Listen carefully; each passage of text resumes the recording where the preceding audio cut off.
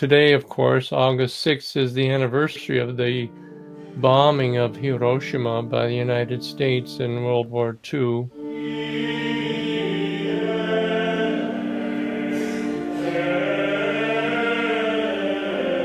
There was a miracle that took place on that day, and that was the miracle of the Jesuits who lived in Hiroshima at the time.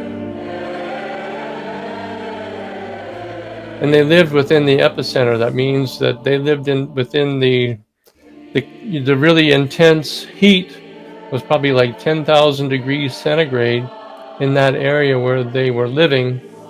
And the Jesuits lived in a house next to their church.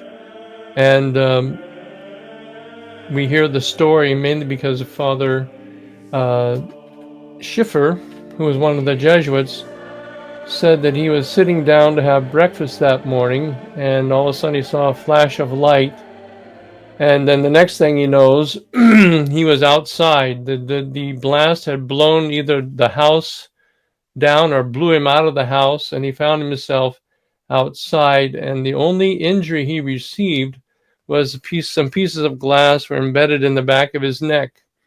But he and none of the other Jesuits received any radiation sickness. One of them may have received a broken leg, which, is minor compared to being incinerated, which they should have been incinerated, with 10,000 degrees centigrade. And they were within that area of the epicenter of the bomb.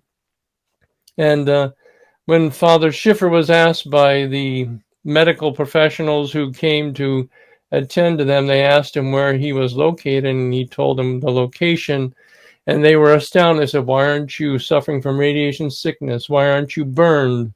Because the injuries were either severe burns, their bodies were shredded because the force of the projectiles of all the glass and pieces of wood would fly through the air at such supersonic speeds that they would literally slice people's flesh, that they were just like hanging from them, or to be the radiation sickness, and he received none of those injuries. As I said, only just glass embedded in the back of his head.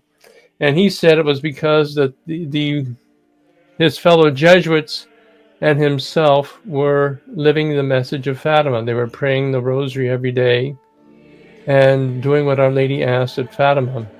So, and of course, offering up their sacrifices. And I'm sure they were probably, at least Father Schiffer for sure, I think, that they were living out the message of Fatima, means that they would be wearing the brown scapular of Our Lady. And so that's the miracle that took place on that terrible day of August 6th, 1945.